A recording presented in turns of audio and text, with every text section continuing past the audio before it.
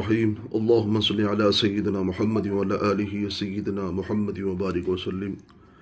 صلی اللہ علیہ یا سیدی یا حبیبی یا رسول اللہ صلی اللہ علیہ وسلم۔ دعا قبول ہونے کی شرائط اور آداب کیا ہے؟ اس سے پہلے ہم نے ایک ویڈیو میں دعا کی فضیلت، اس کی اہمیت کو ہم نے بیان کیا تھا، اور اب دعا کی قبولیت اور اس کے شرائط، اس کے آداب کیا ہے، کیونکہ شرائط اس کے آداب جاننا بھی ضروری ہے، اور اسی کے شرائط اس کے آداب اگر ہم جانیں گے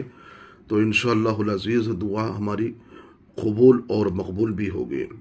اس لحاظ سے کہ ہم دعا کی قبولیت، اس کے آداب کیا ہے،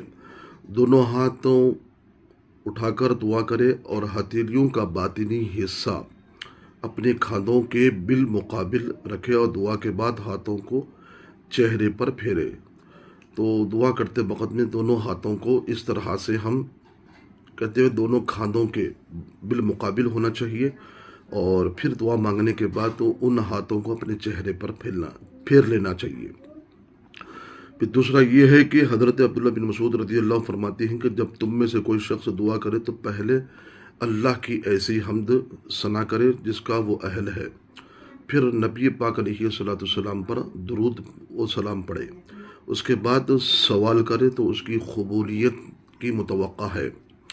تو لہٰذا جب بھی دعا ہم کرتے ہیں تو پہلے خدا پروردگار عالم کی حمد و ثنا کرے، پھر اس کے بعد رسول پاک علیہ الصلوۃ والسلام پر درود و سلام پڑھے،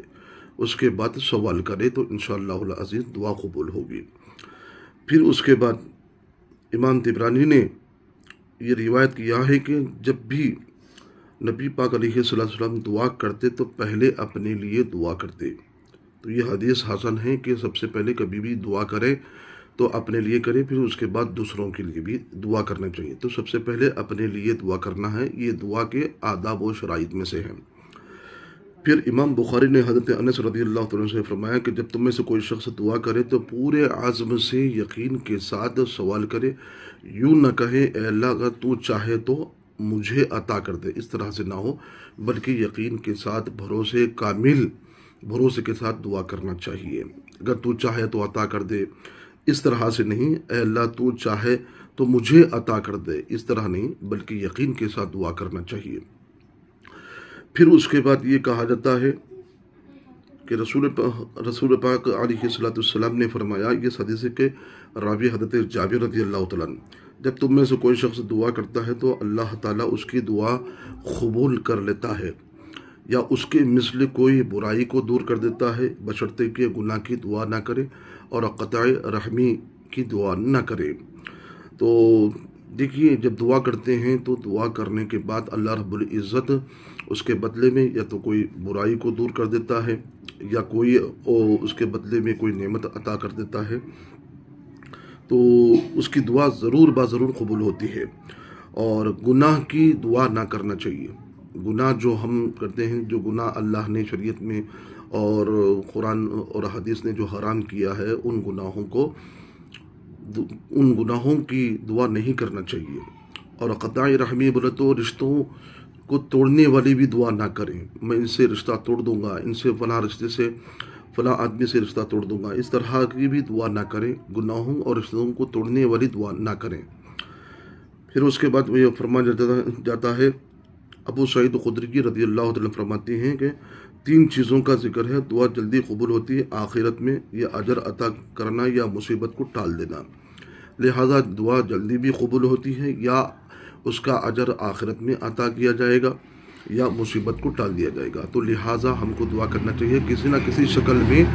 دعا کا نتیجہ ظاہر ہوتا ہے، ہم اس سے آگاہ نہیں ہوتے ہیں، لیکن خدا پروردگار عالم اس سے بہتر عطا کرنے والا ہے۔ پھر اس کے بعد حضرت عبداللہ بن عمر رضی اللہ تعالیٰ عنہ فرماتے ہیں، رسول اللہ صلی اللہ علیہ وسلم فرمایا، اے لوگو جب تم اللہ سے دعا کرو تو قبولیت یقین کے ساتھ دعا کرو، اللہ تعالیٰ اس شخص کی دعا قبول نہیں کرتا جو غافل دل سے دعا کرتا ہے۔ یہ حدیث حسن ہے۔ لہذا جب بھی ہم دعا کرتے ہیں تو دعا بلکہ قبولیت کے یقین کے ساتھ ہم کو دعا کرنا چاہیے، اور پورے عزم کے ساتھ، یعنی کہ غافل اور غفلت کے حساب سے دعا نہیں کرنا چاہیے۔ اگر غفلت کے حساب سے دعا کرتا ہے تو اس کی دعا قبول نہیں ہوتی، بلکہ یقین کے ساتھ دعا کرے، انشاءاللہ دعا قبول ہوگی۔ امام غزالی رحمۃ اللہ تعالیٰ فرماتے ہیں کہ قبولیت کے اوقات یعنی کہ وقت جو ہے دعا کرے، مثلاً رات کے آخری حصے میں اور فرض نمازوں کے بعد، اس طرح سے قبولیت کے ایام میں، مثلاً یوم عرفہ ہے، رمضان المبارک ہے اور جمعہ کا دن ہے، ان اوقات میں، ان وقتوں میں بھی دعا کرنے کی بڑی اہمیت ہے، اور ان اوقات میں، ان دنوں میں دعا کرنے سے دعا قبول ہوتی ہے۔ رات کے آخری حصے میں، فرض نمازوں کے بعد، اور یوم عرفہ کے دن، رمضان المبارک کی ہر گھڑی میں، اور جمعہ کے دن میں یہ دعا کرنے سے جلدی قبول ہوتی ہے۔ قبولیت کے احوال میں دعا کریں، مثلاً بارش ہوتے وقت میں بھی دعا کرنے کا حکم ہے، کیونکہ جب بارش